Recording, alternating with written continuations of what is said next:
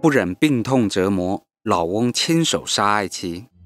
恩爱结法一辈子，临老却得亲手结束爱妻生命，人间悲剧莫过于此。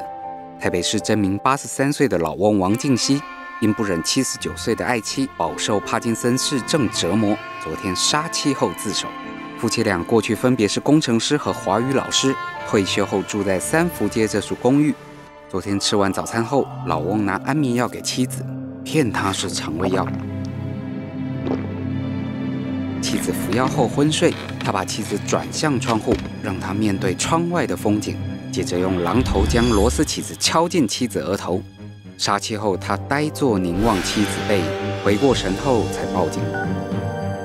警方调查，死者笃信基督教，今年饱受帕金森氏症所苦，今年中秋节在家摔伤。因为他不忍心他太太长期的卧病，这样子他感觉很难过，所以他想要早一点让他走。老翁的部落格中，本月5日就已预告，王老头夫妇决定要安乐死，还表示妻在夫前死是福气，必要时我会把你杀了就是。且提及万事难不倒我王老头，改用电钻打个洞还不行吗？他也感叹去美国做美国人有什么好？我只知道孩子们都去了美国，对老人家其实真的很不好。透露对两子移居美国的失落，新店浸信会教友获悉都感讶异。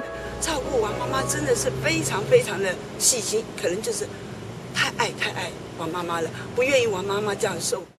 他们也来吃过饭嘛，对，就看到那老先生就很幽默、很健谈，老太太就很温柔，就是一个比较外向，一个比较内向的。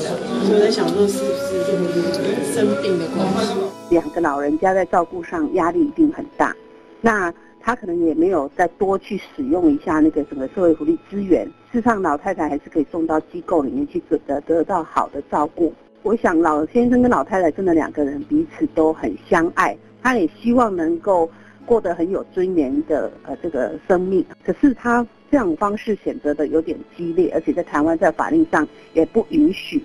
暮日悲歌虽然让人唏嘘，警方昨日依杀人罪嫌将老翁送办。检察官相验后决定先冰存遗体，并委托教会联系死者在美儿子返台。